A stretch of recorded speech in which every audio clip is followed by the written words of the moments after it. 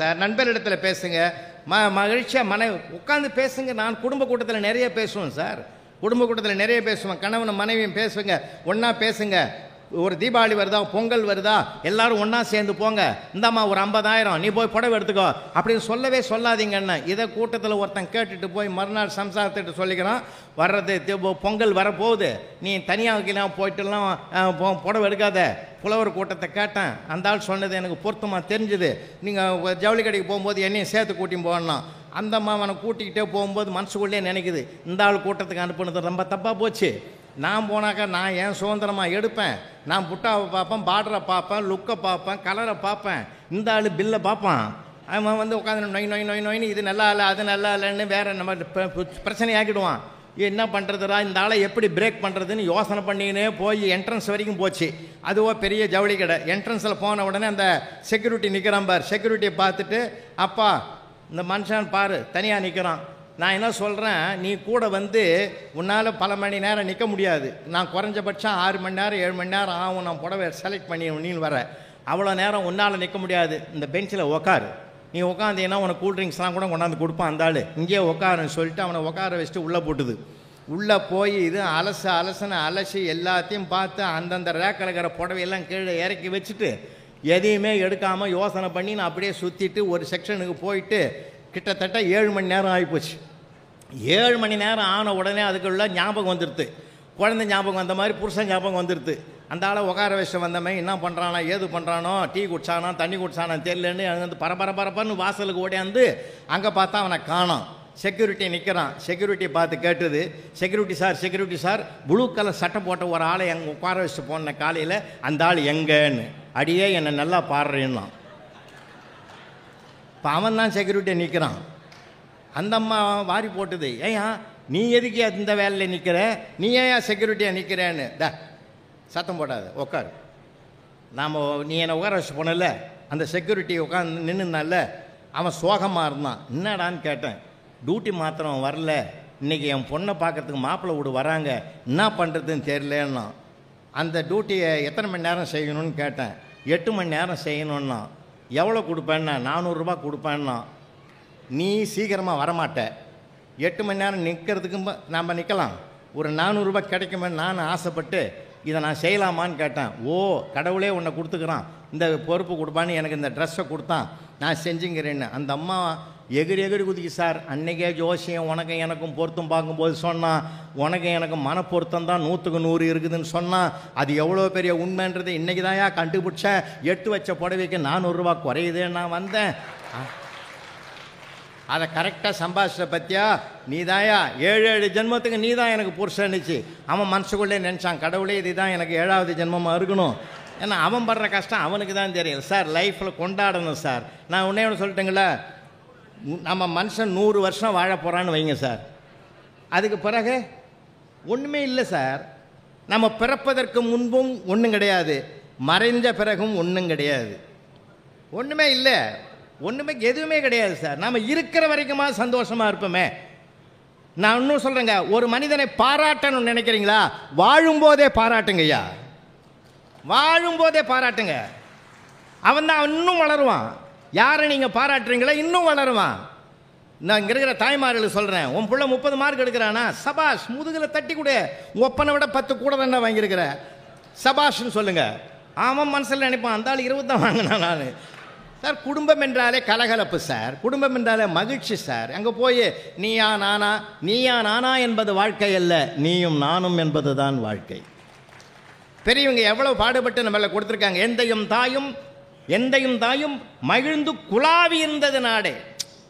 தாயும் தந்தை எப்படி நான் மகிழ்ந்தான், குழாவினான், ஒருத்தருக்கு ஒருத்தர் சந்தோஷமாக பேசலாம் சார். அப்போல்லாம் டிவி கிடையாது, ரேடியோ கிடையாது, ஒன்றுமே கிடையாது. அப்படி ஆனந்தமாக வாழ்க்கை வாழ்ந்தான். இப்போ எல்லாம் உக்காந்துங்கன்னு நமக்கு இந்த உள்ளங்கையில் ஒரு உலகம் உக்காந்துங்குது. இந்த உள்ளங்கையில் ஒரு உலகம் உக்காந்துங்கன்னு நம்மளை ஒரு உழுக்குது பாரு. இதை விட மோசம் உலகத்திலே கிடையாது. இப்போ இருந்தாலும் அது அவசியமானதாகவும் இருக்குது. பிள்ளைய பக்கத்தில் வச்சு படுத்த காலமெல்லாம் போய் இப்போ செல்லை பக்கத்தில் வச்சு படுக்கிற காலத்தில் தான் நம்ம வந்துட்டோம். ரொம்ப வருத்தமான காலமாக இருந்தாலும் கூட உறவுகளோடு பேசுவோம் சார், பிள்ளைகளோடு பேசுவோம் சார். பேசாமல் போனதுனாலே பல விஷயங்கள் விஸ்வரூபம் எடுத்திருக்குது, பிரச்சனைகள் அதிகமாக இருக்குது. கோர்ட்டில் பார்த்தீங்கன்னா எல்லாம் ரசிங்கன்றேன். அன்றைக்கி ஜட்ஜ் ஐயாவே என்னம்மா ரசித்தார் தெரியுமா ஒரு பிரச்சனையை. ஆடு திருடிட்டான்னு ஒருத்தன் குற்றவாளி கூண்டில் நிற்கிறான் சார். அவனுக்கு ஜட்ஜ்மெண்ட் எழுதினார், போதிய சாட்சிகள் இல்லாததனால் இந்த மனிதன் ஆடு திருடவில்லை என்று தீர்ப்பளிக்கிறேன்னு எழுதினார். அவன் குற்றவாளி கூண்டில் நின்றுங்கன்னே சொன்னான், நன்றி எஜமா, அப்போ அந்த ஆட்டை நானே வச்சுக்குவான்னா. இப்போ நான் என்ன கேட்குறேன், நாம் சாட்சியை தேடுறோம், அவன் மனசாட்சியோடு இருக்கிறான். அதனால தான் சார் பெரியவங்க சாட்சி வேற மனசாட்சி வேறன்னா, தன்னெஞ்சறிவது பொய்யற்க போய்த்தபின் தன்னெஞ்சே தன்னை சுடும். ஒவ்வொரு மனிதனையும் தன்னை கட்டுப்படுத்தி கொள்ளணும்னா, சுய கட்டுப்பாட்டுக்கு உள்ளே வரணும்னா அவன் மனித தன்மையோடு இருக்கணும் சார். அதில் கோபப்படுறது, அது பண்ணுறது, இது பண்ணுறது, சில நேரங்களில் தவறுகள் நம்மகிட்டே இருக்கும் தெரியுமா உங்களுக்கு. அண்ணா நகரில் போய் ஒரு கதவை தட்டுறோம் சார், ஒரு பொடி பையன் வெளியில் வரான், யார் வேணும்னா, அப்பா எங்கடா அண்ணா வேலைக்கு போய்க்கிறாரு, அம்மா மார்க்கெட்டுக்கு போயிருக்குது, அண்ணன் கிரிக்கெட் ஆட போய்க்கிறான். கோவம் வந்துடுது, நீ எங்கேயா போகிறதானே என்ன. இப்போ நான் கூட என் ஃப்ரெண்டு வீட்டில் தாங்கிறேன்னா, அப்போ நான் தான் வீடு மாறி வந்துட்டேன்றது அந்த பிள்ளை என்ன நாகரிகமாக சொல்கிறான் சார். அவன் மேலே கோவப்படலாமா சார்? நான் நிறைய குறைகள் நம்மக்கிட்ட இருக்குது சார், நம்மக்கிட்ட நிறைய இருக்குதுங்க. இங்கே 2019 இன்னும் ஒரு 10 நிமிஷம் நினைவு சார். 2019 நாங்கள் சிங்கப்பூர் போயிருந்தோம். லிட்டில் இந்தியாவில் ஒட்டுமொத்த தமிழர்களை ஒன்றாக்கி அங்கே இருக்கிற அருமைச்சந்திரன் என்ற நண்பர் என் தலைமையில் ஒரு பட்டிமன்றத்தை ஏற்பாடு பண்ணியிருந்தார் சார். பிரமாதமாக நடந்து முடிஞ்சதுங்க. அங்கேருந்து வந்தோம், இன்டர்நேஷ்னல் லெவலில் எல்லா ஃப்ளைட்டையும் நிறுத்திவிட்டான். எல்லா ஃப்ளைட்டையும் நிறுத்திட்டான் சார், எல்லா ஃப்ளைட்டையும் நிறுத்திவிட்டான். கடைசியில் என்னாச்சு, அவருடைய நாகப்பட்டினத்துலேருந்து ஒரு ஆள் சென்னையில் பிரபலமான ஒரு ஹாஸ்பிட்டலில் 3rd ஃப்ளோரில் 303வது ரூமில் அட்மிட் ஆகிட்டார். ஹார்ட் பேஷண்ட்டுன்னு கேள்விப்பட்டுட்டு அவர் அங்கேருந்து ஃபோன் அடித்தார், புலவர் நான் வர முடியாது, நீங்களாம் அதை போய் பார்த்துட்டு வாங்கன்னு. அங்கேருந்து நண்பர் சொல்லிட்டாருன்னு சொல்லி பரமுடித சோலையில் போய் ஆப்பிள் பழம் அந்த பழம் இந்த பழம்லாம் வாங்கி ஒரு பையனை எடுத்துக்கின்னு 303வது ரூமில் என்ன டிஸ்டர்ப் பண்ணி எழுப்பணுமோ என்னமோ என்ன பண்ணுறோன்னு பார்த்தா கதவை லேசாக திறந்தது. பரவாயில்லை, எழுப்பணும் அவசியம் இல்லைன்னு உள்ள கதவை திறந்து அப்படி எள்ளி வெட்டி பார்த்தேன். பெட்டில் படுத்துருந்தவன் என்னை பார்த்துட்டு பரபரப்பாக அந்த ஆள் எழுந்தான். எழுந்திருக்கும் போது நான் சொன்னேன், ஏன் பதற, எதுக்கு பதற்றப்படுற, இந்த பதற்றம் தான் உன் ஹார்ட்டுக்கு பிரச்சனைக்கு காரணம், பதற்றப்படாத படு. சார் இல்லை, எதையும் சொல்ல வேண்டாம், உன்ன டீட்டெயில் பூரா நண்பர் சொல்லிவிட்டார், அப்படியே படுன்ட்டேன். கொண்டு போன ஆப்பிளை கழுவி தோலை சீவி அவனுக்கு 2 பீஸை போட்டு கையில் கொடுத்து சாப்பிட வச்சு 2 நாள் ஆச்சுன்னாரு அட்மிட் ஆகி. இப்போ பெயின்லாம் எப்படி இருக்குதுன்னு, ஹார்ட் பெயின் இருக்கிறவன் இசிஜி எடுக்க போய்க்கிறான்னாரு. இப்போ என் முகம் எப்படி இருந்திருக்கும் கொஞ்சம் யோசிங்க இல்லையா. அப்போ நீ யாருன்னு அந்த ஆளுக்கு துணையாக 2 நாள் நின்று இருந்தேன், இடுப்பு வலி தாங்கலை, பெட்டு காலியாகுதுன்னு படுத்தேன்னா. இப்போ குறை யார்கிட்ட சார் இருக்குது? நம்மக்கிட்ட தாங்க. நம்மக்கிட்ட இருக்குதா குறை? அடுத்தவங்ககிட்ட இருக்கிற குறையே பார்க்கறதை விட்டுடுவோம். பெரிய வேட்டியில் ஒரு கருப்பு புள்ளி இருந்தால் மனிதனுக்கு கருப்பு புள்ளியை பற்றி தான் டெவலப் பண்ணுவானே தவிர அத்தனை பகுதியும் வெள்ளையாக இருக்குதுன்னு பார்க்குற மனம் மாறணும். அந்த மனமாற்றம் வந்தால் ஒவ்வொரு டிபார்ட்மெண்ட்டும் சூப்பராக இருக்கும் சார், ஒரு குடும்பமும் சூப்பராக இருக்கும் சார். நீங்கள் ஒரு எந்த தப்பை பண்ணுவோம், அந்த தப்பை டெவலப் ஆக்குவோம், அதை விமர்சனம் பண்ணுவோம் சார். விமர்சிக்கிற நாம் ஒருத்தனை விமர்சனம்னா நம்ம விமர்சனம் பண்ணுறதுக்கு 4 பேர் தயாராக இருக்கிறோம். நாம் ஒருத்தனை பாராட்டணும்னா நம்ம பாராட்டுறது கடவுள் 2 பேர் ஏற்பாடு பண்ணுவான். இதுதான் தர்மம், இதுதான் நியாயம். அதுக்கு இந்த மகிழ்ச்சி அடைகிற மனோபாவம் வேணும் சார். எப்பயும் நாம இருக்கணும் சார். நமக்குள்ளே நாம தான் பயணம் பண்ணணுமே தவிர நமக்குள்ளே இன்னொருத்தன் பயணம் பண்ணவே கூடாது. அதனால தான் சொல்கிறேன், உங்கள் பிள்ளைகளோட உங்கள் பிள்ளைகளாக பாருங்கள், நோ கம்பேரிசன். கம்பேர் பண்ணவே பண்ணாதீங்க. பெரியப்பா வீட்டு பிள்ளை பாரு, சித்தப்பா வீட்டு பிள்ளை. எங்கள் தெருவிலே ஒருத்தன் பையன் ஃபெயில் ஆகிட்டான் சார் +2ல். அவனே சொன்னான், பார்த்தே பாடா பாவி ஃபெயில் ஆகிட்டாடான்னு. ஒன்னால தான் ஃபெயில் ஆனான்னு அவங்க அப்பங்கட்டே. ஏன்டா நான் என்னடா பண்ணேன், எப்போ பாரு எதிரொட்டு பொண்ணை பாரு என்னமா படிக்குது, எதிரொட்ட பொண்ணை பாரு என்னமா படிக்குதுன்னு வருஷம் பூரா அதை பார்த்து தான்டா நான் ஃபெயிலாக போட்டேன்னா. அதனால் உன்னால தான் நான் கேட்டேன். நான் எதுக்கு கம்பேர் பண்ணாதீங்க சார். அவனுக்குள்ளே ஒரு சிறப்பு இருக்குது, அவனுக்குள்ளே ஒரு பெருமை இருக்குது. இதை பார்த்து மகிழக்கூடிய மனோபாவத்தை நாம் பெற்றுவிட்டால் தனி மனிதனும் மகிழ்ச்சியாக இருப்பான், குடும்பமும் மகிழ்ச்சியாக இருக்கும். நண்பர்கள் ஒருத்தருக்கு ஒருத்தர் பார்க்குறீங்களா, நல்ல விஷயங்களை டெவலப் பண்ணி பேசுவோம் சார். நடந்த கெட்ட விஷயங்களை பேச வேண்டும் அவசியமே இல்லைன்னு. துன்பத்தை அதிகமாக பேசினால் இருக்கிற இன்பமும் போயிடும் சார். மகிழ்ச்சியுடையவன் யார் தெரியுமா? மகிழ்ச்சி இல்லாதவன் யார் தெரியுமா? எவன் ஒருவன் இருப்பதை பார்க்கிறானோ அவன் மகிழ்ச்சியாளன், எவன் ஒருவன் இல்லாததையே பார்க்கிறானோ அவன் மகிழ்ச்சி அற்றவன். இதுதான் சின்ன மந்திரம். இது இருக்கிறத பார்ப்போம் சார், இருக்கிறத பார்ப்போம், சந்தோஷமாக இருப்போம். வாழ்க்கை முழுவதும் நம்ம எதையும் கொண்டு போக போகிறதில்லை, எதையுமே கொண்டு இல்லை. கவியரசு கண்ணதான் சொன்னார், இருக்கத்தான் வந்தோம் இல்லாமல் போகிறோம்னா. எதை கொண்டு வந்தோம், எதை கொண்டு போகிறோம்னா, இதெல்லாமே வாழ்வினுடைய உண்மைகள். இதெல்லாம் தூக்கி போடுங்க. இன்றைக்கெல்லாம் பார்த்தீங்கன்னா பெண்களை ஒருத்தருக்கு ஒருத்தர் மதிக்கணும் சார். இன்றைக்கி பெண்கள்லாம் என்ன அபாரமான குழந்தைகள். இந்த பாருங்கள், 2 பெண்கள் சரிநிகர் சமமாக பாராளுமன்றத்தில் கூட 33% கேட்குறாங்க. எங்கள் நடுவர் 50% கொடுத்து கூட்டிருக்கிறார் பட்டிமன்றத்தில். இங்கே 2 ஆண்கள், அங்கே 2 பெண்கள். பெண்கள்லாம் என்ன ஜீனிஸாக இருக்காங்க தெரியுமா, திறமையாக இருக்குதுங்க. அன்றைக்கி ஒருத்தன் மனோதாத்திர டாக்டர்கிட்ட போய் சொன்னால், டாக்டர் எனக்கு ஒரு பெரிய பிரச்சனையாக இருக்குது. ஏன் என்ன பிரச்சனைன்னாரு. கட்டிலில் படுத்து ராத்திரி பூரா படுத்தா எவனோ கட்டிலுங்க படுத்துங்கிற மாதிரியே ஒரு ஃபீலிங் வருது. ஒவ்வொரு அரை மணி நேரமும் எழுந்து பார்க்குறேன், ஆனால் எவனுமே இல்லை, என்ன பண்ணுறதுன்னா உடனே டாக்டர் கணக்கு போட்டார். ஒரு சிட்டிங்க்கு 2000 ரூபாய் போட்டு 10 சிட்டிங் போட்டால் 20,000 கலெக்ஷன் ஆகிடும். ஒவ்வொரு சிட்டிங்கும் 1 மணி நேரம் என்கிட்ட பயிற்சி எடுக்கணுன்னாரு. எவ்வளோன்னா மொத்தம் 20,000 கணக்கு போட்டான். இதை விட நமக்கு நிரந்தரமாக தூக்கமே வராது. அவகிட்ட போய் சொன்னான். அதனால் என்ன பண்ணிட்டான், என் சம்சாரத்துக்கிட்ட சொல்லிட்டு வரேன்ட்டு போனான் பாருங்கள். வரவே இல்லை. 1 மாதம் ஆச்சு. அந்த கோயில் பக்கமாக வந்தபோது அவனை போய் சந்திக்கிறாரு டாக்டர். என்னப்பா மறுநாளே வரேன்னு சொன்ன, வரவே இல்லைன்னு. இல்லைங்க, இப்போ அந்த மாதிரி கனவே வர்றதில்லை, பிரச்சனையே தீர்ந்து போச்சுன்னா. என் சம்சாரம் 100 ரூபாயில் முடிச்சுட்டா அப்படின்னா. என்னையா பண்ணாங்க அப்படின்னார். ஒன்றும் இல்லை, கட்டில் பிரித்து கிடச்சிட்டு 100 ரூபாய்க்கு பாய் வாங்கி வந்து கொடுத்தா, இப்போ பாயில் படுத்து கிடக்கிறேன், எவன் படுக்கிற மாதிரியும் ஃபீலிங்கே வரல, கனவே வரல அப்படின்னு. அந்த 100 ரூபாயில் முடிச்சுட்டு பாரு அந்த பிள்ளை. 20,000 எங்கே, 100 ரூபாய் எங்கே? அதனால்தான் பெண்ணுக்குள் ஞானத்தை வைத்தான் புவி பேணி வளர்த்திடும் ஈசன், மண்ணுக்குள்ளே சில மூடர் நாங்கள் மாதர் அறிவை கெடுத்தான்னா. அதனால்தான் மாண்புமிகு தமிழக முதல்வர் அவர்கள் கல்லூரி வாசல் கனவாகிவிடக்கூடாது என் பெண் குழந்தைகளுக்குன்னு தான் அரசு பள்ளியில் படிக்கிற பெண் குழந்தைகளுக்கு மாதம் 1000 ரூபாய் என்ற திட்டத்தையும் கொண்டு வந்தார். இப்போ நம்ம பையன்லாம் காலேஜுக்கு போகலாமா வேணாமா, நமக்கு முடியலையேன்னு அவன் வருத்தப்பட்டான். நீயும் வாடான்னு இப்போ அவனுக்கும் 1000 ரூபாய் கொடுக்குற அளவுக்கு ஒரு அரசு பள்ளிக்கு ஒரு பெருமிதத்தையும் சிறப்பையும் சேர்த்து கொடுத்துருக்கிறான்னா, எந்த வகையிலாவது இந்த தமிழ்நாடு கல்வி சிறந்த தமிழ்நாடு என்ற வரலாற்றை புதுப்பிக்க வேண்டும் என்பதற்காகவே, பிள்ளைகளுடைய கல்விக்காகவே செலவு செய்கிற அரசாங்கத்தை நம்ம இப்போ பெற்றிருக்கிறோம் என்று சொன்னால், உங்கள் வீட்டு பிள்ளைகளும் புத்தக திருவிழாவுக்கு அழைத்து வாருங்கள். உண்மையிலே சொல்லப்போனால் இன்றைக்கு வருவாய்த்துறையும் நம்முடைய பப்பாச்சி அண்ணன் முருகன் ரொம்ப அரும்பாடுபட்டு இந்த பேச்சாளர்கள்லாம் தேர்வு செய்து கொடுப்பார்.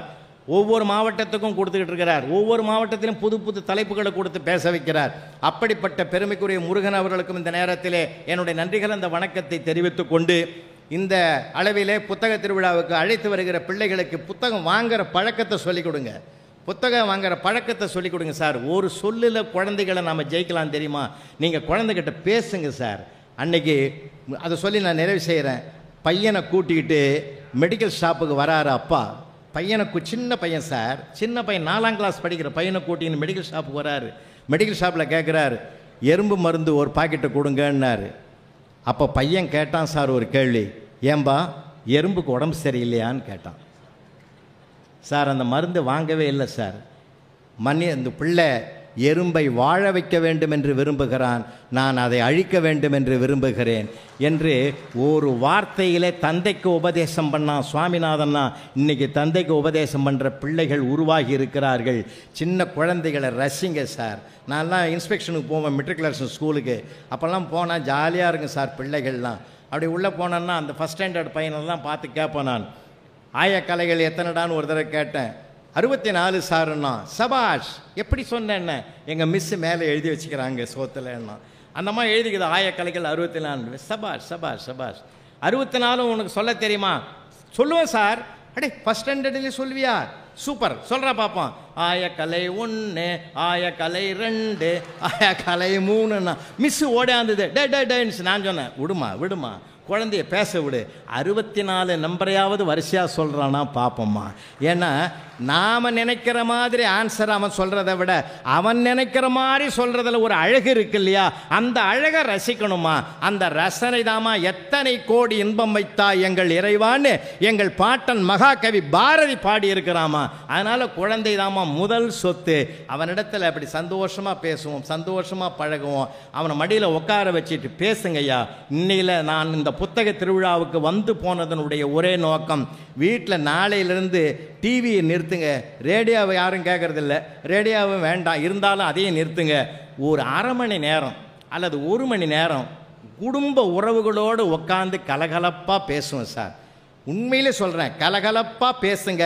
கலவரம் வர்றதுக்கு வாய்ப்பே இருக்காது. சின்ன சின்ன சண்டை தான் வரட்டுமே சார். ஊடுதல் காமத்திற்கென்பம் அதற்கென்பம் கூடி முயங்க பெருன்னு 1330வது குறள்ல திருவள்ளுவர் அதைத்தான் சொல்றார். சின்ன சின்ன சண்டைகள் வரணும் சார். மௌனமாகவே இருப்பாங்க. சொல்லுங்க பார்ப்போம். மௌனமாகவே இருப்பாங்க. சண்டை வரணும், சின்ன சின்ன சண்டை வரணும் சார். எந்த சண்டை எப்படி வந்ததுன்னு தெரியாது, அது எப்படி சமாதானம் ஆகும்னு தெரியாது. வரணும், சின்ன சின்ன சண்டைகள் வரணும், பேசணும், ஜாலியாக இருக்கணும். ஏன்னா அன்னைக்கு கூட பிச்சைக்காரன் வந்து கேட்குறான் சார், அம்மா தாயே சோறு போடணுன்னா. அந்த அம்மா வெளியில் வந்தது. ஆள் பார்த்தா வாட்டு சாட்டமாக இருக்கிற, எங்கன்னா வேலை செஞ்சு பழைக்க வேண்டியது தானே, பிச்சை எடுக்கிற. அவன் கோவப்படல சார். அம்மா பார்க்குறதுக்கு நீ கூட நயன்தாரா மாதிரி தாங்கிற, சினிமாவில் நடிக்கவா போனேன், இதை இருக்குதுங்கள உன் வீட்டில், இதுங்களுக்கெல்லாம் வச்சு கொட்டுறதுக்கு தான் நீ இங்கேயே இருக்கிற, வச்சு கொட்டியே இழைச்சிட்டே அம்மா. அந்த அம்மா கண்ணீர் விடுது. எனக்காக வருத்தப்படுற ஒரு தம்பி நீதாண்டா சார். பிச்சைக்காக வந்து தம்பி ஆயிட்டான். இருடா கண்ணுன்னு சொல்லி உள்ளே போய் 4 இட்லி சூடாக வச்சு சட்னி வச்சு கையில் கொடுத்து சாப்பிட வச்சு, எப்பப்பெல்லாம் பிரச்சனையாக இருக்குதோ, உனக்கு பசியாக இருக்குதோ, அப்பப்பெல்லாம் வாடா அக்கா நான் இருக்கிறேன் அப்படின்னு ஒரு உரிமை கொண்டாடுற அளவுக்கு அந்த மனமாற்றத்தை எது தந்தது சார்? ஆமாம், அன்பான வார்த்தை தான் சார். அறிவு மூளையை சார்ந்தது, அன்பு இதயத்தை சார்ந்தது. இதயம் சார்ந்து பேசுமையா, இதயம் சார்ந்து பேசுவோம், இனிமைகளை உருவாக்குவோம். வாழ்நாள் முழுவதும் வசந்தமாக இருக்கும் சார். வசந்தமாக பேசாமல் போனதுனால தான் சார் பிரச்சனையே. ஒரு நாள் கரண்ட்டே நின்று போச்சு சார். நெட்டு ஒர்க் ஆகலை, லேப்டாப்பில் ஒர்க் ஆகலை, செல்லு ஒர்க் ஆகலை. அந்த அம்மா சொல்லிச்சு பக்கத்து வீட்டுக்காரம்மாக்கிட்ட, அப்போ நீ என்ன தாண்டி பண்ண, எப்படி தான் பொழுது போச்சு? இல்லை என் வீட்டுக்காரர்கிட்ட தான் உட்காந்துன்னு பேசியிருந்தேன், ரொம்ப நல்ல மனுஷனாக இருக்கிறாண்டி அப்படின்னு புரிஞ்சுக்கிச்சுன்னா, பேசுறதுனால தானே அந்த புரிதல் வருது. தெரிந்து கொள்வது வேறு, புரிந்து கொள்வது வேறு. நாம் புரிந்து கொண்டால் வாழ்க்கை சுகமான பயணமாக இருக்கும். 43 வருஷம் ஆகுது எனக்கு கல்யாணம் ஆகி. இன்றைக்கி எங்கள் வீட்டம்மா கேட்குது, நான் சொன்னேன்னு புரிஞ்சுதா? வகுப்பறையில் வாத்தியார் கேட்குற, நான் சொன்னேன்னு புரிஞ்சுதா? தெரியுறது வேற, புரியுறது வேற. நமக்கு நிறைய விஷயங்கள் தெரியுது, புரியல. நம்ம நாடு புண்ணிய பூமியா, ஆன்மீக பூமியா, அறிவாளிகள் ஞானிகள் நடமாடிய புண்ணிய பூமியா, வாழ்வதற்கென்ற பிறந்த மண்ணியா அந்த மண்ணு? இந்த மண்ணை நேசிப்போம். நம்ம தமிழ்நாடு கல்வியில் சிறந்த தமிழ்நாடு, மிக மனிதநேயம் நிறைந்த தமிழ்நாடு, கோயில்கள் நிறைந்த புனித பூமியா இந்த பூமி. இங்கே பிறந்ததுக்கு பெருமைப்படுமையா. எந்த நாட்டிலையா 60 கொண்டாடுறான், 70 கொண்டாடுறான், 80 கொண்டாடுறான், 100 கொண்டாடுறான்? நம்ம அதுவும் தென் பகுதியில் தான்யா 60ஆம் கல்யாணம் பண்ணுறான், 70 கல்யாணம் பண்ணுறதே வேலை இல்லையான்னு கேட்கக்கூடாது. கல்யாணம் என்பது வாழ்நாள் முழுவதும் கொண்டாடி மகிழக்கூடிய ஒரு திருநாள் என்று பிரபஞ்சத்திற்கு பிரகடனப்படுத்திய மண்ணையா அந்த மண். 60 சஷ்டியப்த பூர்த்தியா. அது கூட நிறைய பேர் கேட்குறான், 60ல் பண்ணுறதா 61ல் பிறந்தான். 61 என்னைக்கு பிறக்குதா அன்றைக்கி தான் பண்ணணும். ஏன் தெரியுமா? 61 திருப்பி போடு 16 வயதில் தான் மார்கண்டேயன் திருக்கடையூரில் வாழ்க்கையினுடைய நீட்சி பெற்றது. அதனால தான் திருக்கடையூரில் 60ஆம் கல்யாணத்தை பண்ணுறான். நான் கூட 13 வருஷத்துக்கு முந்தைய அங்கே தான் பண்ணேன், திருக்கடையூரில். ஆஸ்திரேலியாவில் வந்து என் ஃப்ரெண்டு வந்தான் சார். அவன் கேட்டான் பாரு ஒரு கேள்வி, அதே ஒய்ஃபான்னு கேட்டான் சார்.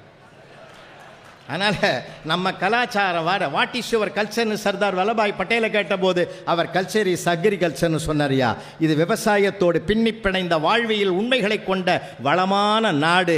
வாழ்வோம், வாழ்வதற்கென்றே நாம் பிறந்திருக்கிறோம். சந்தோஷமாக வாழ்வோம். இது உயர்ந்தது, அது தாழ்ந்தது, இவன் உயர்ந்தவன், இது பெரியவன், அவன் பெரியவன், இவன் பணக்காரன் மட்டும் மகிழ்ச்சியாக வாழ்வதில்லை. எவன் ஒருவன் மனம் நிறைவாக இருக்கிறானோ அவன்தான் மகிழ்ச்சியாக வாழ்கிறான் என்றார்.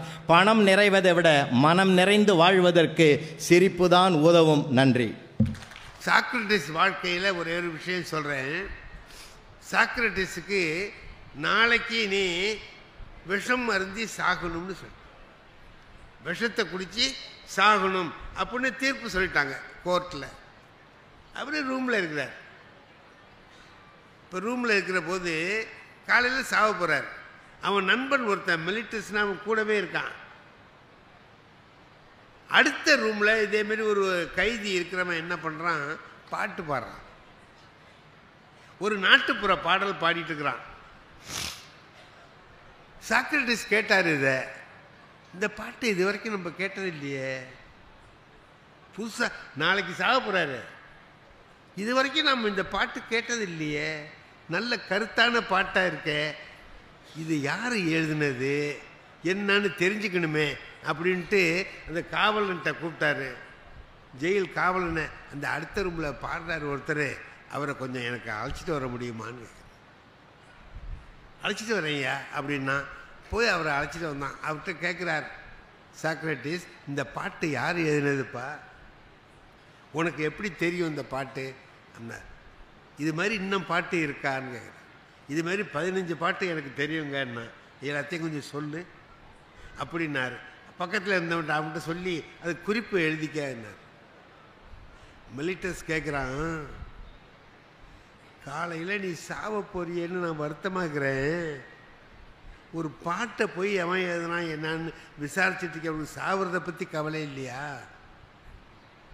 பாட்டு எழுதினவனை பற்றி கேட்குறேன், இன்னும் என்ன பாட்டு இருக்குன்னு கேட்குறியே, ஏப்பா இப்படி இருக்கேன்னு கேட்குறான். சாக்ரட்டிஸ் சொல்கிறாரு, நாளைக்கு நான் சாகும்போது இந்த விஷயத்தையும் தெரிஞ்சுக்கிட்டு சாவுமே, இந்த விஷயம் தெரியாமல் செத்தேங்கிறத விட இதையும் தெரிந்து கொண்டு இருந்த சாக்ரட்டிஸ் செத்தான் அப்படிங்கிற பேர் வரணும்டா அப்படின்னா. திருவள்ளுவர் இதை சொல்றாருங்க. திருவள்ளுவர் இதே கருத்தை சொல்றார். இந்த பாரு, படி, சும்மா இருக்காத படி. எப்போ படிக்கலாம்? 5இல் விளையாதது 50இல் விளையாது அப்படின்னு சொல்றாங்களே என்ன, ஏடா சும்மா அப்படின்னு சொல்ற. அப்படிலாம் கிடையாதுப்பா, சாகிற வரைக்கும் படிக்கலாம்னார். யாதானும் நாடாமால் ஊராமால் என் ஒருவன் சாந்துணையும் கல்லாதவர். ஒருத்தன் படிச்சுட்டான்னா அவனுக்கு என்ன கிடைக்குதுன்னா, புத்தக திருவிழா நடக்குதா, போ, நாம் இதுவரைக்கும் பார்க்காத புத்தகங்கள் இருக்கும், வாங்கிட்டு வா, படி. படித்தா என்னடா ஆகும்னா, எப்போ படிக்கலாம்னா எப்பவும் படிக்கலாம், எப்பவும் படிக்கலாம். இன்ன நேரம் தான் படிக்கணும்னு இல்லை. திருவள்ளுவர் சொல்றார், சாகிற நேரம் வரைக்கும் படிக்கலாம். யாராவது படிச்சிருக்காங்களா அப்படி? அறிஞர் அண்ணா நாளைக்கு ஆபரேஷன், அமெரிக்காவிலேருந்து டாக்டர் வந்திருக்கிறார், மில்லர்னு டாக்டர். அடையாறு புற்றுநோய் ஆஸ்பத்திரியில் அண்ணா படுத்திருக்கார். அவருக்கு ஆப்ரேஷன் பண்ணுறதுக்கு மில்லர்னு அமெரிக்காவிலேருந்து டாக்டர் வந்திருக்கிறார். ஏன் டாக்டர் எப்போ ஆப்ரேஷன் வச்சுருக்கீங்கன்னு கேட்குறாரு அண்ணா. நாளைக்கு காலையில் செய்யலாம்னு இருக்கிறோம், வச்சுக்கலாம்ல அப்படிங்கிறார். ஒரு நாள் தள்ளி போடுங்களேங்கிறார் அண்ணா. ஒரு நாள் தள்ளி ஆப்ரேஷன் பண்ணக்கூடாதா அப்படின்னா. ஏன், என்ன விஷயம் அப்படின்னார். இல்லை, அமெரிக்காவுக்கு வந்தபோது ஒரு புத்தகம் வாங்கினேன், பாதி படித்தேன், இன்னும் பாதி படிக்காமல் அப்படியே இருக்குது, நாளைக்கு படித்து முடிச்சிடுறேன், நாளை மறுநாள் வச்சுக்கலாமே ஆப்ரேஷனுங்கிறார். அதுக்கு டாக்டர் சொல்கிறார், அதனால என்ன, ஆப்ரேஷன் பண்ணி சௌரியமானவன்னு படிச்சுங்களேங்கிறார். அண்ணா அவர்கிட்ட சொல்கிறார், நீங்கள் ஒரு நல்ல டாக்டருங்கிறார். நீங்கள் ஒரு நல்ல டாக்டர், எனக்கு தெரியும் நான் சாவ போகிறேங்கிறது, நான் பொழைச்சிக்குவேன்னு நீ சொல்கிற, அப்படி தான் டாக்டர் சொல்லணும். அதான் உயிர் போகிற நிமிஷம் வரைக்கும் நீ பொழைச்சிக்குவேன்னு சொல்லிக்கிட்டே இருக்கணும். அவன் பாட்டுக்கு போயிடுவான். அண்ணா சொல்கிறார், எனக்கு தெரியா நான் என்ன ஆவேன்னு, அந்த புத்தகத்தை படிச்சுட்டு சாகுறனே. அது என்ன புத்தகம்னு பிறகு எழுதியிருக்காங்க, பூச்சிகளை பற்றிய புத்தகம். பூச்சிகளை பற்றிய புத்தகம் அது, இன்செக்ட்ஸ். அந்த புத்தகம் அதை படித்து இப்போ என்ன ஆக போகுது அவருக்கு? அல்ல, படிச்சுட்டு போவோம், கடைசி வரைக்கும் அறிவை பெறுவோம் அப்படிங்கிற எண்ணம் இருந்தது பாருங்க, அதுதான் வாழ்க்கை. ஒன்னே ஒன்று சொல்கிறேன், திருவள்ளுவர் சொல்கிறார், நம்ம வாழ்க்கையை எப்படி வாழணும்னு சொல்கிறார். எனக்கு எல்லாரையும் விட திருவள்ளுவரை ரொம்ப பிடிக்கும். திருவள்ளுவர் சொல்கிறபடி நடக்கணும்னு நினைக்கிற வேணாம். ஏன்னா வாழ்க்கையில் ஒவ்வொரு சமயத்திலையும் எப்படி வாழலாம்ங்கிறதுக்கு வழிகாட்டியவர் திருவள்ளுவர். இது என்னுடைய கொள்கை. நான் பள்ளிக்கூடத்தில் வேலை பார்த்துக்கிட்டு இருந்த காலம், சைக்கிளில் போவேன். போய் அன்னைக்கு பள்ளிக்கூடத்துக்கு போகிறதுக்காக அப்படி திரும்புகிறேன். அங்கே ஒரு ஆள் நின்றுக்கிட்டு, ஐயா இங்கே வாங்க அண்ணா, போகிற போது சைக்கிளில் போகிற என்ன கூப்பிட்றா. நான் போய் இறங்கி ஏதோ கூப்பிட்றாரே என்னமோ தெரியல அப்படின்ட்டு போய் இறங்கி என்னங்கய்யான்னு. நீங்கள் இந்த சண்முக வடிவேல் தானே? ஆமாம் நான் தான். அப்போ இன்னும் கொஞ்சம் கிட்ட வாங்க, ஏதோ செய்தி சொல்ல போகிறாரு போல இருக்கு அப்படின்ட்டு கிட்ட போனேன். விட்டான் ஒரு அறைய புட்டேர்னு விட்டான். கண்ணில் பூச்சி பறக்குது, அப்படியே மின்மினி பூச்சி மாதிரி பறக்குது. அடிக்க ஒரே ஒரு அறை புட்டேர்னு விட்டான். எனக்கு என்னன்னே தெரியல. அவன் யாருன்னு எனக்கு தெரியாது, எதுக்கு கூப்பிட்டான்னு தெரியாது. நான் அவன்கிட்ட கேட்டேன், இப்போ ஏன்பா அடிச்சேன்னு கேட்டேன். இது கேட்கலாம்ல. அதுக்கு அவன் என்ன சொன்னான், ஏதாவது கேட்டினா இன்னொரு அறை விழுவுன்னா. போருப்பா ஒன்று போருண்டா ஐயான்ட்டு போயிட்டேன். பள்ளிக்கூடத்துக்கு போயிட்டேன். மனசு இதே தானே நினைக்கும், பாடம் நடத்த முடியுமா? இப்போ மனசில் என்ன நினைக்குது, அவன் ஏன் என்னை கூப்பிட்டான், ஏன் அடித்தான், எதுக்கு அடித்தான், சரி அடிச்சுட்டான், நம்ம என்ன செய்யலாம்னு. திருப்பி அடிக்கலாமா? என்னால் முடியாது. ஒரு ஆள் வச்சு அடிக்கலாமா? செலவாகும். போலீஸில் சொல்லலாமா? அதுக்கு இன்னும் கொஞ்சம் கூடுதலாக செலவாகும். எதுக்கு சார் சிரிக்கிறீங்க? வர செலவாக ஐயா, நான் சொல்கிறது தப்பாக எடுத்துக்காதீங்க. செலவு ஆகுங்கிறதுக்காக தான் சொன்னேனே தவிர உண்மையிலே செலவாயிடும், உண்மையிலே செலவு வந்துட போகுது அப்படின்ட்டு நான் நினச்சேன். திருவள்ளுவர் என்ன சொல்கிறார் அதை பார்ப்போமே அப்படின்ட்டு பார்த்தா அவர் சொல்கிறார், இன்னா செய்தாரை ஒருத்தல் அவர் நாண நன்னயம் செய்து விடல்னு சொல்கிறார். எனக்கு யாராவது கெடுதல் பண்ணான்னா அவனுக்கு கொடுக்குற தண்டனை, ஒருத்தல்னா தண்டனை, அவர் நாண இன்னா செய்தாரை ஒருத்தல் தண்டித்தல், அவர் நாண அவர் வெட்கப்படும்படியாக நன்னயம் செய்து விடல். ஒரு நல்ல காரியத்தை அவனுக்கு செய், திரும்ப நமக்கு கெடுதல் செஞ்சவனுக்கு திரும்ப ஒரு நல்லது செய் அப்படின்னு சொல்றார் திருவள்ளுவர். சரி, என்னைக்காச்சும் ஒரு நாளைக்கு அந்த ஆளை பார்த்தோம்னா ஒரு நல்லது செய்வோம். செஞ்சா திருவள்ளுவர் சொல்றார், அவர் நானேங்கிறார், வெக்கப்படுவாங்கிறார், தலை குனிஞ்சு நிற்பான். அடித்தவனை திருப்பி அடித்தோம்னா அவன் மறுபடியும் அடிப்பான். இதான் வருமே தவிர போக. இதுன்னா திரும்ப நீ நன்மை செஞ்சின்னா தலை குனிவான், உன்னை பார்க்குற போதெல்லாம் தலை குனிவான். அப்போ ஒரு ஆயுள் தண்டனை கொடுத்த மாதிரி பெரிய தண்டனைடாது கொடுன்னு திருவள்ளுவர் சொல்கிறாரு. அதையே செய்யலாம்.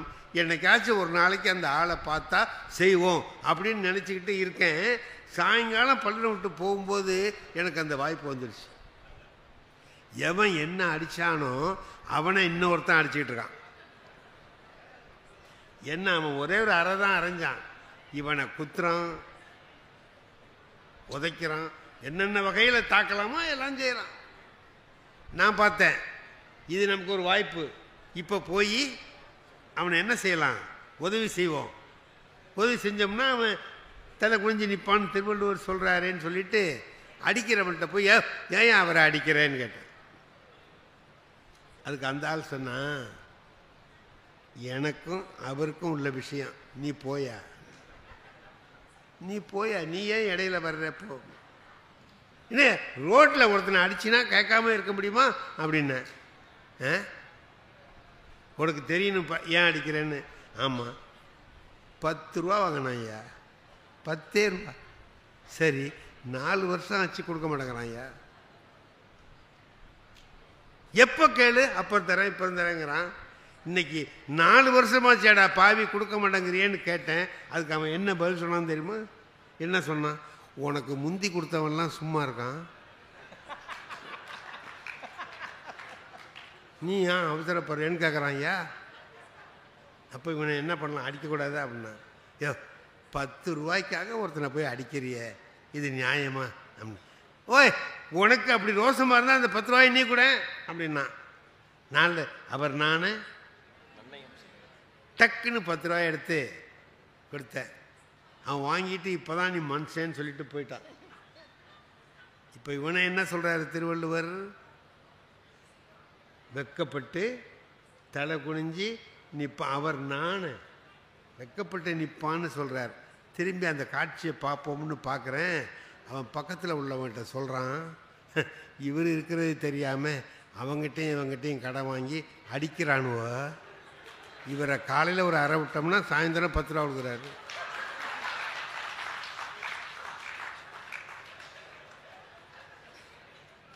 இனிமேல் பணம் வேணும்னா இவரே வச்சுக்கலாம்.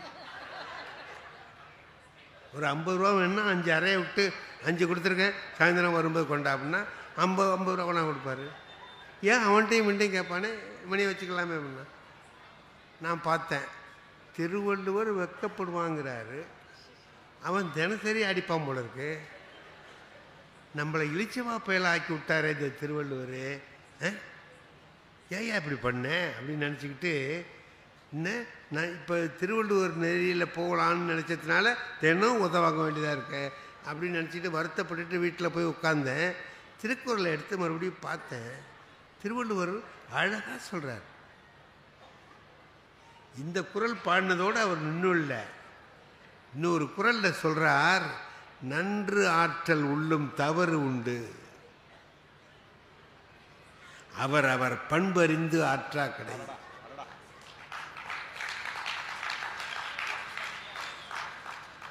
நன்று ஆற்றல் உள்ளும் தவறு உண்டு, நல்லது செய்யறதுலேயே ஒரு தப்பு இருக்குடாங்கிறார். என்ன தெரியுமா, அவன் அவன் பண்பறிந்து செய். நீ அவனுக்கு செய்யறதுக்கு முந்தி, நன்மை செய்யறதுக்கு முந்தி யோசிச்சிருக்கணும். செய்தா அவன் ஆணுவானா, அதுக்குத்தானே நானேன்னு சொன்னாரு. அவன் அப்படிப்பட்டவனான்னு பார், அப்படி இருந்தா அவனுக்கு இந்த தண்டனை முறை, இல்லைன்னா எந்த தண்டனை தரணுமோ அந்த தண்டனை தரணும்.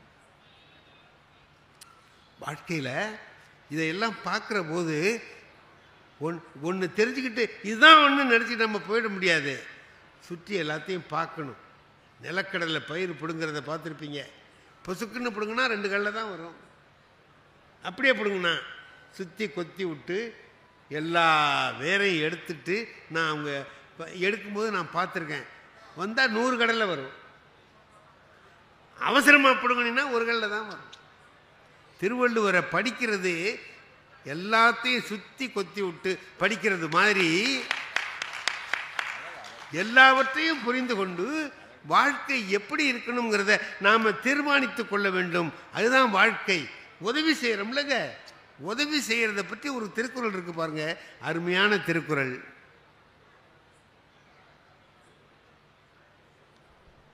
இந்த பாட்டில் என்ன விலைங்க? 10 ரூபா இருக்குமா? இல்லை இல்லை 10 ரூபா, 7 ரூபா போட்டிருக்கு, 7 ரூபானே வச்சுக்கோங்க. 7 ரூபா தானே இதுக்கு மதிப்பு இல்லைங்கிறார் திருவள்ளுவர். இதுக்கு 7 ரூபான்னு போட்டிருக்குல்ல, 7 ரூபா கொடுத்தா வாங்கலாம்ல. திருவள்ளுவர் சொல்றார், இதுக்கு 7 ரூபா அல்ல மதிப்புங்கிறார். அப்போ என்ன கூடவான்னு? கூடவாகவும் இருக்கலாம், குறைஞ்சும் போகலாம். இது 2 ரூபாயாவும் ஆகலாம், 5000 ரூபாயாவும் ஆகலாம். அப்போ எதை வச்சுக்க இதுக்கு தீர்மானிக்கிறதுன்னு கேட்டான், அதை வாங்கிக்கிறவனை பொறுத்து இருக்குன்னார் திருவள்ளுவர். இந்த தண்ணியை பாலைவனத்தில் 3 நாளாக தண்ணி இல்லாமல் தவிச்சிட்டு இருக்கான் ஒருத்தன். நான் அந்த பக்கமாக காரில் போகிறேன், பார்க்குறான், நாக்கெல்லாம் வெந்து போய் அப்படியே என்ன பண்ணுறதுன்னு தெரியாமல் தவிச்சிக்கிட்டு இருக்கான். ஆகுறான். இந்த தண்ணியை அவன்கிட்ட கொடுத்தா இதுக்கு 1 லட்ச ரூபா கொடுக்கலாங்க அம்மா. அப்போ இது 1 லட்சமா? வாங்கிக்கிட்டவனை பொறுத்து இதனுடைய மதிப்பு கூடும் அல்லது குறையும். இப்போதான் குடிச்சிட்டு வர்றாரு ஒருத்தர் தண்ணி, இதை நீ குடிச்சு தான் ஆகணும்னா வாங்கி தூக்கி போட்டு போயிடுவான். அதே தானே தண்ணி, தண்ணி அதே தான். ஆனால் வாங்கிக்கிறவனை பொறுத்து மதிப்பு மாறும். உதவி வரைத்தன்று உதவி, உதவி செய்யப்பட்டார் சால்வின் வரைத்து. திருவள்ளுவர் எவ்வளவு நுணுக்கமாக எல்லாத்தையும் ஆராய்ந்து சொல்லுகிறாருன்னு யோசனை பண்ணி பார்த்தீங்கன்னா ஆச்சரியமாக இருக்கும். உதவி வரைத்தன்று உதவி, உதவி செய்யப்பட்டார் சால்வின் வரைத்து. நான் திருவாரூரில் இருக்கிற போது நான் முதல்ல ஒரு வீட்டில் இருந்தேன். அந்த வீட்டில் கடைசியில் ஒரு செட்டியார் இருந்தார், பெரிய பணக்காரர். அவர் என்ன செய்வார் தெரியுமா, தீபாவளி அன்னைக்கு வர்றவங்களெல்லாம் இந்த ஏதாவது வாங்கிறதுக்கு வர்றாங்கல்ல, பிச்சை கேட்டு வருவாங்க. நம்ம வீட்டுக்கு வந்தால் நம்ம என்ன செய்வோம்? ஒரு 2 வடையை எடுத்து போடுவோம், இல்லை ஒரு 2 இட்லி எடுத்து கொடுத்து சாப்பிட்டு போகணும்னா. சில பேர் எல்லாம் சேர்த்து கொடுத்தாலும் கொடுப்பாங்க, அது பெரிய மனசு உள்ளவன் கொடுப்பான். அந்த செட்டியார் என்ன பண்ணுவார், அப்படி வர்றவங்க எல்லாரையும் உள்ளே அழைச்சிட்டு போவார். வீட்டுக்குள்ளே அழைச்சிக்கிட்டு போய் பந்தி பாய் போட்டு அதில் அவரை உட்கார வச்சு தலைவாழை இலையை விரித்து போட்டு அவருடைய மனைவி இருக்காங்களே அவங்களே விட்டு பரிமாற சொல்லுவார். அந்த அம்மா பரிமாறும். வடை பாயசம் அந்த வீட்டில் அன்னைக்கு என்னென்ன பலகாரம் செஞ்சாங்களோ அவ்வளவும் வச்சு அவருக்கு சாப்பாடு போடுவோம். தண்ணி வேணும்னா தண்ணி கொண்டு வந்து அந்த அம்மா கொடுப்பாங்க. அதுக்கு பிறகு சாப்பிட்டதுக்கு அப்புறம் ஒரு 4 முழ வேட்டி ஒரு துண்டு கொடுப்பார். வெத்தலை பாக்கு வச்சு கடைசியில் 5 ரூபா பணம் கொடுப்பார். இது ஒவ்வொருத்தருக்கும் அவர் செய்வார். அவர் என்ன செய்கிறாருங்கிறது எனக்கு தெரியும். இன்னைக்கு இந்த குரலை பற்றி தெரிஞ்சுக்குவோம் அப்படின்னு நினச்சி வாசலில் நின்ன தீபாவளி அன்னைக்கு ஒருத்தர் வந்தார். அவர் வீட்டுக்கு போயிட்டு வந்தார். ஐயா எங்கே போயிட்டு வர்றீங்கன்னு கேட்டேன். செட்டியார் வீட்டுக்கு போயிட்டு வர்றேன். என்ன என்ன அங்கே என்ன நடந்துச்சு? என்ன நடந்தது சார், எது நடந்துச்சு? சாப்பா போட்டார். அழைச்சிட்டு போய் உட்கார வச்சு இலையெல்லாம் போட்டு வீட்டில் எவ்வளோ வேலைக்காரங்கிறாங்க. அந்த ஆள் கஞ்ச பொண்டாட்டியை விட்டு பரிமாற சொன்னான் சார். அப்புறம் என்ன பண்ண, அப்புறம் வேட்டி கொடுத்தாரு பாருங்க, 4 முழ வேட்டி. 8 முழை கொடுக்கக்கூடாது, 4 முழை வேட்டி கொடுத்தா. ஒரு துண்டு கொடுத்துருக்கான் சார். இங்கே பொத்துனா இங்கே திறக்குது, இங்கே திறந்தாங்க. வேறு எதுவும் பணங்கன்னு கொடுத்தாரா? கொடுத்தான் சார் 5 ரூபா.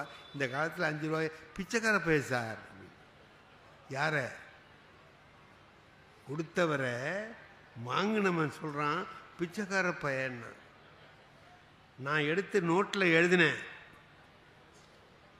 தலைவாழை இலையில் விருந்து மனைவியை பரிமாறுகிறார், 4 முழ வேட்டி துண்டு ப்ளஸ் 5 ரூபாய் இஸ் ஈக்குவல் டு பிச்சைக்கார பயல்.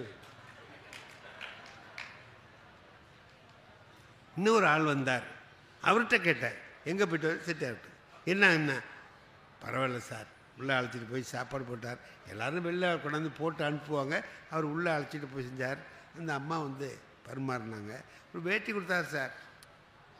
அந்த காலத்தில் 4 முழ வேட்டி என்ன 8 முழம் கொடுக்கலாம், இதை கொடுத்தார். அப்புறம் ஒரு 5 ரூபா கொடுத்தார் சார். 5 ரூபா பெரிய 5 ரூபாயா? பரவாயில்ல சார் அப்படின்னா. நான் அதை எழுதினேன், தலைவாழை இலையில் விருந்து மனைவி பரிமாறினார், 7 முழ வேட்டி துண்டு 5 ரூபாய் ஈக்குவல் டு பரவாயில்லை. 3வது ஆள் ஒருத்தன் வந்தான்.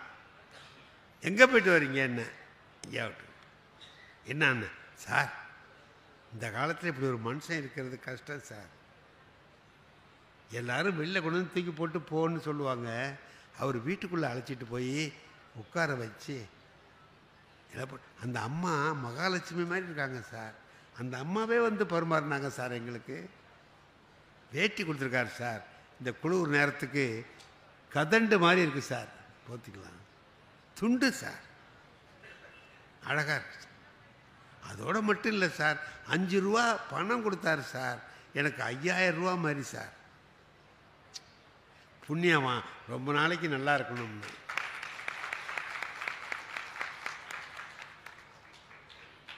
நான் எழுதினேன், 3வது ஆள் தலைவாழை இலையில் விருந்து மனைவி பரிமாறல், அதே 4 முழ வேட்டி அதே துண்டு ப்ளஸ் அதே 5 ரூபாய் இஸ் ஈக்குவல் டு புண்ணியவான் ரொம்ப நாளைக்கு நல்லா இருக்கு.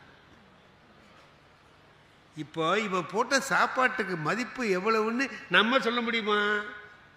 ரூபானா பைசாவில் சொல்ல முடியுமா? வாங்கிக்கிறவன் என்ன நினைக்கிறான் அப்படிங்கிறத பொறுத்து நம்முடைய உதவியின் மதிப்பு கூடும் அல்லது குறையும்.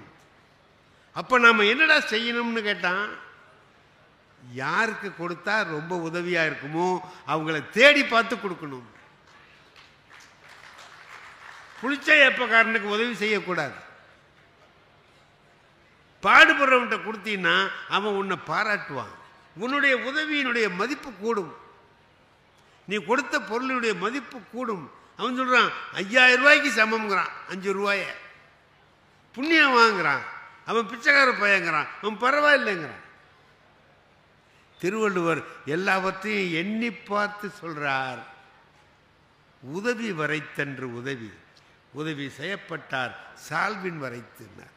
அப்படி நாம் படிக்கிற பொழுது கூட இதே திருக்குறளை நான் 2வது 3வது படிக்கிற போது படிச்சிருக்கிறேன், 5வதுல படிச்சிருக்கிறேன், 10வதுல படிச்சிருக்கிறேன், புலவர் படிக்கிற போது படிச்சிருக்கேன், இன்னைக்கு படிக்கிறேன். இன்னைக்கு படிக்கிற போது எனக்கு அதனுடைய பொருள் அதிகமாக தெரியுது. என்ன காரணம்னா என்னுடைய அனுபவத்தோட சரி. திருவள்ளுவர் சொல்றார், சும்மா இருக்காதே, ஓய்ந்து இருக்காதே, எப்போதும் படி. எங்கெல்லாம் புத்தகம் கிடைக்குதோ படி, எல்லாவற்றையும் படி. கிராமத்தில் நடக்கிறத பார்த்தீங்கன்னா ஆச்சரியமாக இருக்கும். இதை நான் சொல்லி நிறைவு செஞ்சுறேன். உங்களுக்கு உங்கள் பேச்சை நிறையா கேட்கணும்.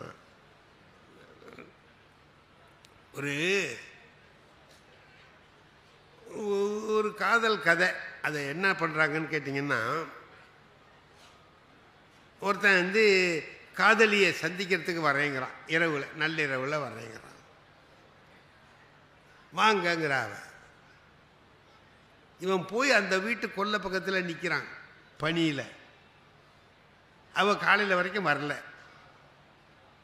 ஆத்திரத்தோடு வந்துட்டான். இவளுக்காக போய் நாங்கள் நின்று வர்றேன்னு சொன்னவ என்ன சந்திக்கிறதுக்கு வரலன்னு ஆத்திரத்தில் இருக்கான். சாயந்தரமாக கோயில் பக்கம் போகிறான். அவள் போகிறா, காதலி போகிறா, அவங்க அம்மாவோட போகிறா. இப்போ இவனால் கேட்க முடியாது. பார்த்தீங்களா, என்ன வர சொன்ன, நீ எங்கே போன, அவனுக்கு சத்தம்னா போட முடியாது. ஆனால் இவனுக்கு பதில் சொல்ல வேண்டிய நிலைமை இருக்குது அவளுக்கு. அந்த இக்கட்டான சூழ்நிலையை பாருங்க. இவனுக்கு ஏன் தான் வரலைங்கிறத சொல்லணும். அம்மாவை வச்சுக்கிட்டு சொல்ல முடியாது.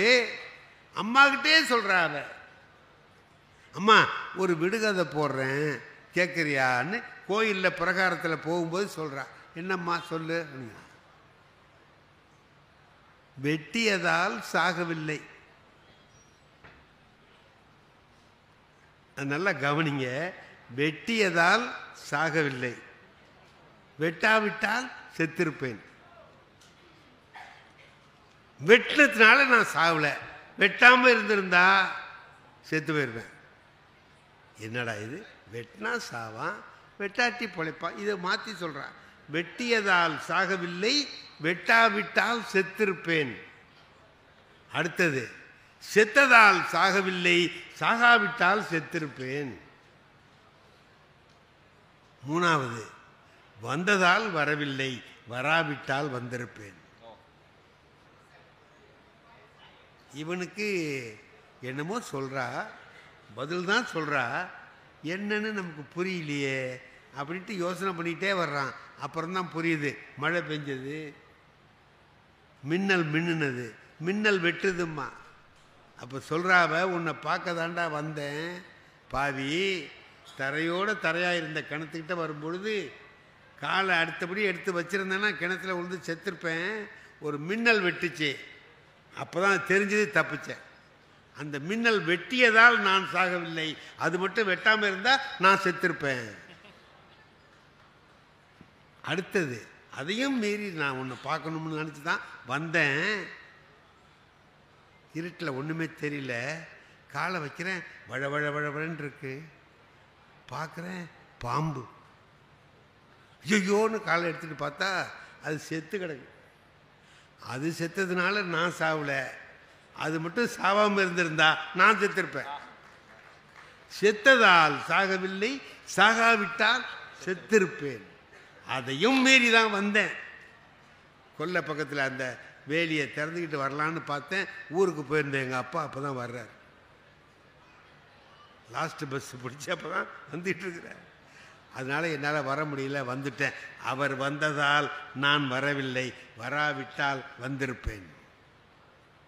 இப்போ புரிஞ்சு போச்சுன்னா, கிராமத்தில் எங்கேயோ படிப்பறிவு இல்லாத எளிய பாமர மக்கள் தங்களுக்குள்ளே எவ்வளவு நுணுக்கமாக பேசிக்கொள்கிறார். நீங்கள் அதை கூட கேட்டால் நமக்கு ஒரு அறிவு வரும். அந்த சின்ன விஷயத்தில் கூட நாம் சில அறிவை எல்லாம் பெற முடியும். ஆகையினால எப்போதும் நாம் இது போதும், இதுக்கு மேலே இனி வேண்டியதில்லை என்ற எண்ணத்திலே இல்லாமல், நீ பாருங்க, இப்போ எனக்கு 87 வயசாகுது.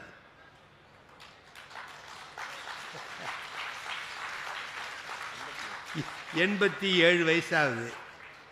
நான் பாட்டுக்கு வீட்டில் இருக்கலாம்ல. இப்போ நீங்கள் கேட்பீங்க, எங்கேருந்து அலையிறேன்னு கேட்பீங்க. இல்லைங்க, வீட்டில் இருந்திருந்தா வெளியில் ஓய்ஞ்சி உட்காந்துருந்தேன்னா என்ன ஆயிருக்கும்னா முன்னாடியே போயிருப்பேன். நான் போகாமல் இருக்கிறதற்கு காரணமே ஓய்ந்து இருக்காமல் இருந்தது தான்.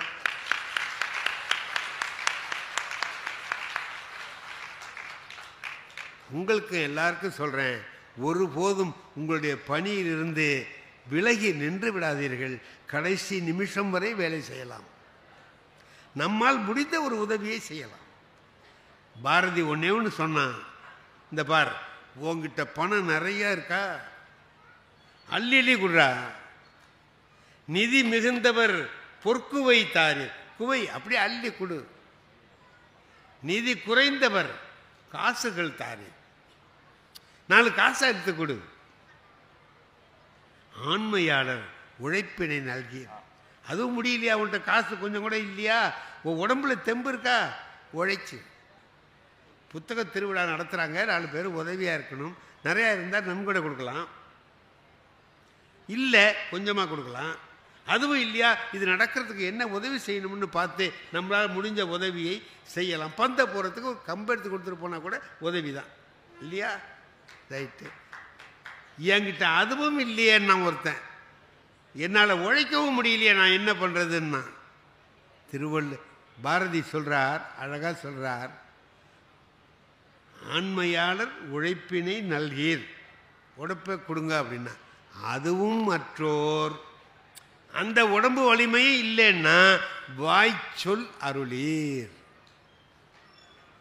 வாயால் நல்ல வார்த்தை சொல்லுடா. நல்ல காரியம் செய்கிறாங்க, என்னால் ஒன்றும் செய்ய முடியல, நீங்களாவது ஏதாவது செய்யுங்கன்னு 4 பேருக்கு சொல்லு, நல்லதை சொல்லு. செய்கிறத கெடுக்கிற மாதிரி ஒன்றும் சொல்லிடாத. என்ன ஒருத்தர் பேசுகிறதுக்கு கூப்பிட்டார் கோயிலில், கார்த்திகைக்கு வாங்க வந்து சாயந்தரமாக கொஞ்சம் சமய பேச்சு பேசுங்கன்னாரு. சரிங்க வர்றேன் அப்படின்னு போகிறேன். அங்கே ஒரு தட்டியில் எழுதி வச்சிருக்கிறார், இன்று சமய சொற்பொழிவு கார்த்திகையை முன்னிட்டு கோவிலில் நடைபெறும், எல்லோரும் வருகன்ற. நான் பேசுவேன்னா அதில் எழுதலை. நான் கேட்டேன், ஏயா என் பேரை எழுதப்படாதா, என்ன தான் கூப்பிட்டேன். இல்லை 4 பேர் வரட்டுமேன்னு தான் எழுதலைன்னா.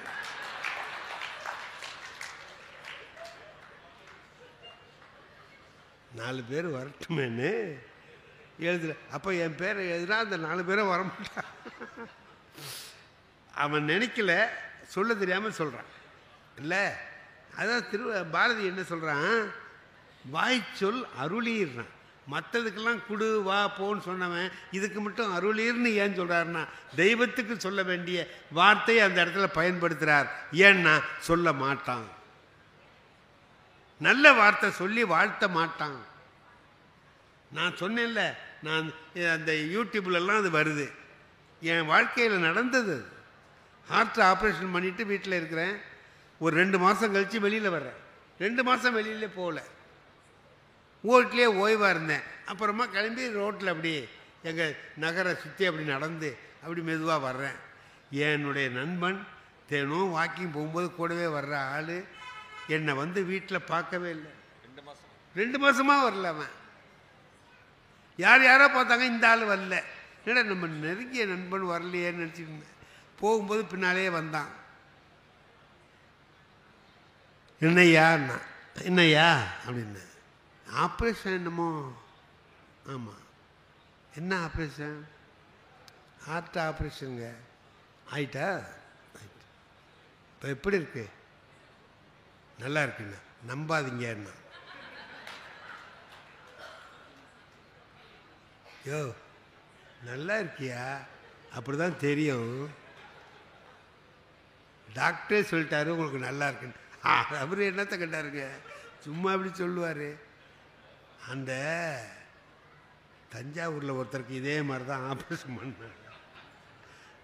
இதே மாதிரி தான் நல்லா இருக்குன்னு தான் சொல்லிக்கிட்டு இருந்தார். இப்போ அவர் இல்லை அப்படின்னு. இப்போ இது ஈவன் வரலையேன்னு வருத்தமாக இருந்தேன். நல்ல வேளை வராமல் இருந்தான். இவன் வீட்டுக்கு வந்திருந்தான்னா அப்போவே நம்மளை அனுப்பியிருப்பான், பரலோக பிராப்தி அடையிறா அப்படின்னு சொல்லி அனுப்பியிருப்பான் அப்படின்ட்டு. அப்புறம் சொன்னான். ஆனால் கடைசியில் ஒன்று சொன்னான், இந்த பாருங்க நான் சொல்கிறேன்னு கேளுங்க, உப்பை குறைச்சிங்க, மோர் சோத்தில் உப்பு போட்டுக்காதீங்க. சரி, சீனி போடாமல் இன்னமும் சர்க்கரை டீ காப்பி குடிங்க. இதெல்லாம் டாக்டர் சொன்னதே சொல்கிறான். நல்ல வார்த்தையமாக சொன்னான். பொதுவாக அதிகமாக சாப்பிடாதீங்க, அளவோடு சாப்பிடுங்க, பசிச்சா சாப்பிடுங்க. சீனி உப்பு இதெல்லாம் குறைச்சிருங்க. என்ன பண்ணுறா ஆகவே ஆகாது. யாரெல்லாம் இதெல்லாம் என்னடான்னு பார்த்தா டாக்டர் சொன்னதை அப்படியே சொல்கிறான். நல்ல செய்தியாக சொன்னான். நான் கேட்டேன், என்னங்க இவ்வளவு கரெக்டாக சொல்கிறீங்களே, பத்தியம்லாம் இவ்வளவு சரியாக சொல்கிறீங்களே, உங்களுக்கும் ஆப்ரேஷன் ஆகிருக்கான்னு கேட்டேன். அதுக்கு அவன் சொன்னான், சார் எனக்கு ஏன் ஆப்ரேஷன் ஆகுது, நான் என்ன ஊரா சொத்தை கொள்ளையடிச்சேனா?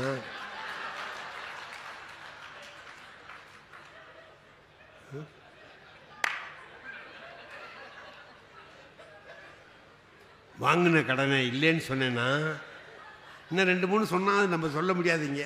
அதெல்லாம் நீ செஞ்சுருந்தா ஆப்ரேஷன் ஆகுங்கிறான். இப்போ எனக்கு ஆப்ரேஷன் ஆகிருக்கு.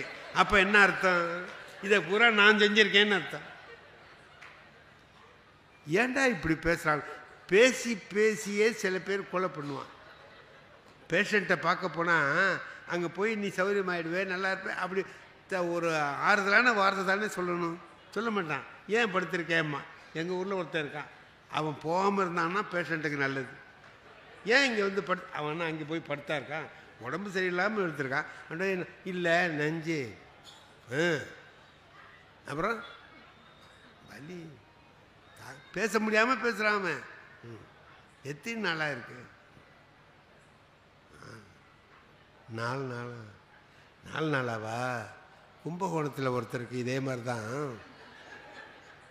தான் பெட்டில் படுத்திருந்தார். 1 வாரம். இப்போ இவனுக்கு 4 நாள் ஆயிருக்கு. இன்னும் 3 நாள் பாக்கிங்கிறான். இவன் எதுக்கு போனான்? பாரதியார் சொல்கிறார், வாய் சொல் அருளீர், நல்ல வார்த்தை சொல்லுடா அப்படின்னு. ஆகையினாலே நாம் சாகிற வரை படிக்கலாம், சாகிற வரை உழைக்கலாம், சும்மா இருப்பது மட்டும் தகாது என்பதை சொல்லி அருமையான வாய்ப்புக்கு நன்றி தெரிவித்து விடைபெறுகிறேன். நன்றி, வணக்கம். இந்த தகவல் உங்களுக்கு பிடிச்சிருந்தா லைக் பண்ணுங்க, உங்க ஃப்ரெண்ட்ஸுக்கு ஷேர் பண்ணுங்க, மறக்காம எங்க சேனலுக்கு சப்ஸ்கிரைப் பண்ணுங்க.